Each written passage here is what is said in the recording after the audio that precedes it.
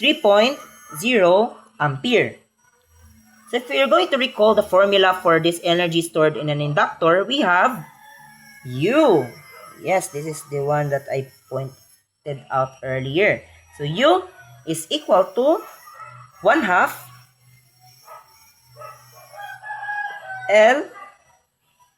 Li squared.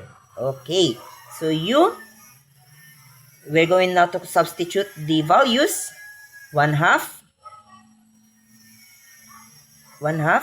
or we can just, yes, 1/2, 1.5 henries, and the 3.0 ampere as current. We have it squared. Or we can just use this so that we can, if you don't have a fraction in your scientific calculator, like what I have here, because my first calculator died just right now. Yeah. So let's convert this 1.2. So obviously 1/2 is 0.5. So 0.5 times the 1.5 henries and the 3.0 ampere squared. Okay, so U is equal to, let's multiply this first, 0.5. I don't know if you can still see this. Oh my god, I don't know. Wait. 0.5 times 1.5, which is equal to 0.75. Wait, sorry. 0.75. 0.75 henries. And 3.0 squared. What is a 3.0 squared? 3.0 squared is 9. Because 3 times 3 is equal to 9. 9. 9 ampere squared. Okay. So multiply this 0.75 henries. This is not A, huh? This is henries, H. 0.75 henries times 9.0 ampere squared, which is equal to, so let's calculate again. Let's calculate. Okay,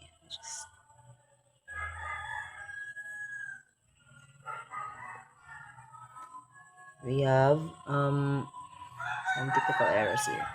So calculate for this 0.75 and 9.0. So the answer is 6.75 joules. Why joules? Because it is the unit for energy. So this is the final answer for energy stored in an inductor sample problem. Okay, so we only have one sample problem each one sample problem for each topic in this chapter. So here for the energy stored in an inductor, we have here the sample problem, and here's the final answer. Okay, so the unit is always joules because we are finding about the energy stored, not a current, not a resistance, not a capacitance, not anything but the energy itself, which is U. And therefore, we have to use G, or the joules. Okay?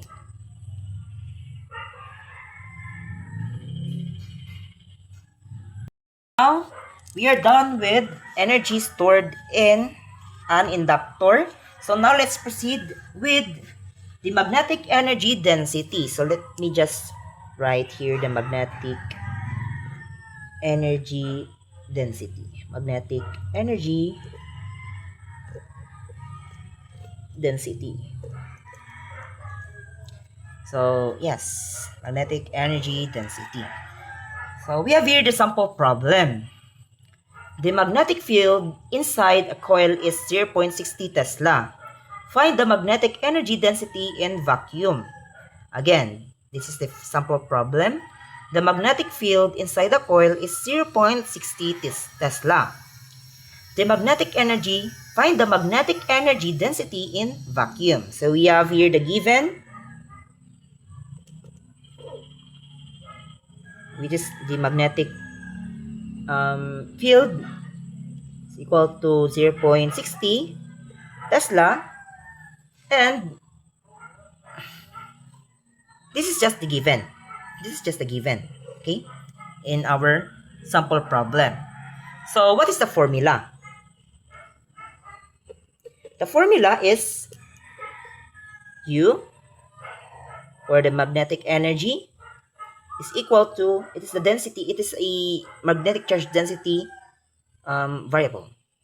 And U is equal to magnetic field squared over the 2 permeability of free space. So permeability of free space is constant. So what is the constant of the permeability of free space? So okay, so U is equal to, let's just substitute it already na, 6.060 Tesla, 2, and the permeability of free space is, 4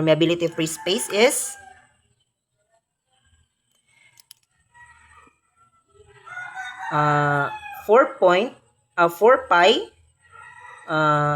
times 10 to the power of negative 7. That is for the permeability of free space. Okay?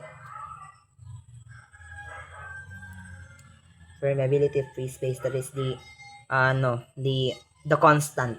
So it has the unit of T M A, which is a Tesla times the meter and also the ampere. Okay? Okay. Okay, so let's continue. Let's now have our calculator, since we are going to calculate about these values. 0.60 squared is 0.36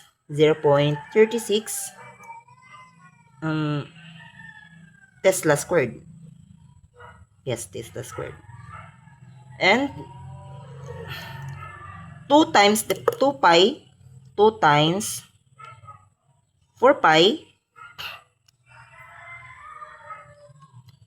times 10 to the power of negative 7 is 2.51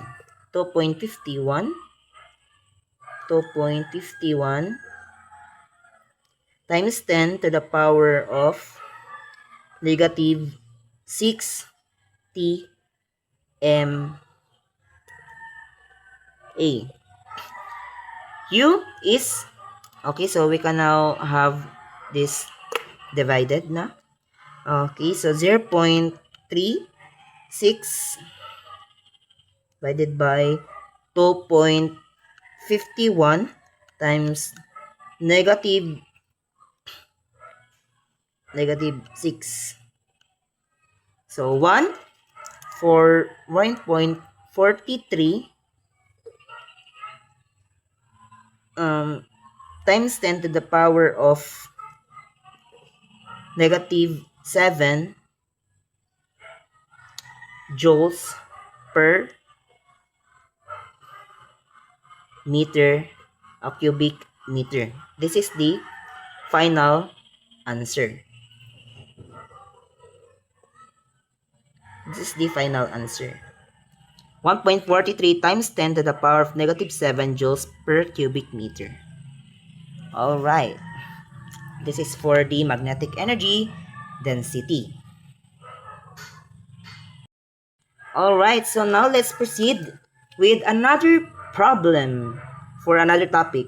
So for the time constant, we have the R to L circuit. So yes, the problem for the R to L circuit. R to L circuit. So we have here the problem. An R2L circuit has an inductance of 2.0 henries and a resistance of 10 ohms. Find the time constant of this circuit. Again, an R2L circuit has an inductance of 2.0 henries and a resistance of 10 ohms. Find the constant of the length of the circuit, So we have here the given. Given is L 2.0 henries and R is 10 ohms, or R is the L is just the inductance and R is the resistance. So as what I've mentioned earlier when just talking about the constant, the concept is that the formula for the R to L circuit is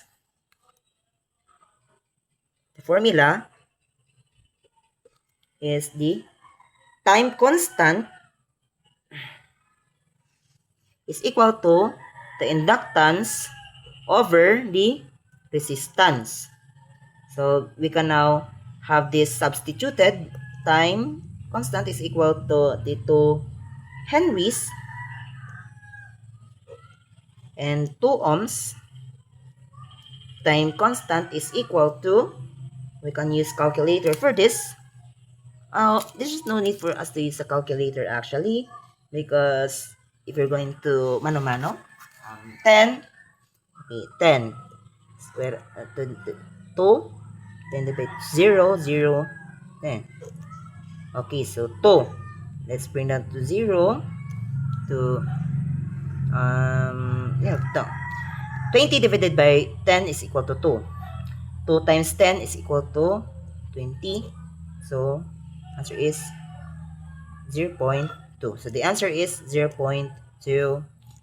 And if you're going to divide this henries to ohms, so it will turn out into S, which is second. And second is the unit for time constant because it talks about time. Therefore, you have to use the word, or you have to use the constant for time. So time constant is equal to 0.2 seconds.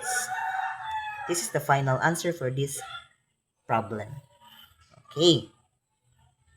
That's it for the R2L circuit. So now, let's proceed to another problem for another topic. I think this is just a last topic for this chapter 30. The angular frequency of an L to C circuit. For the angular frequency of an L to C circuit. So we have here the problem.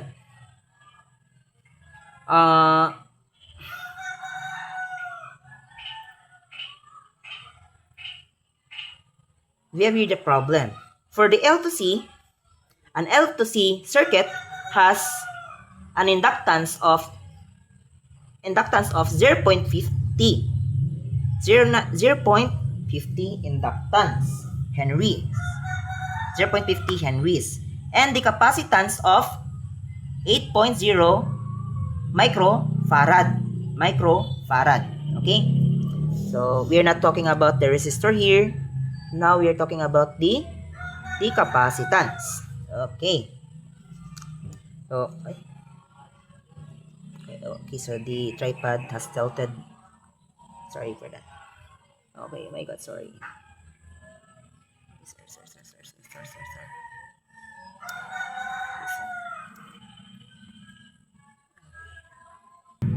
Okay, so let's just write the L to C circuit here.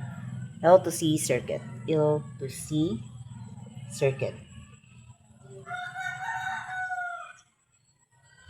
So, for the problem,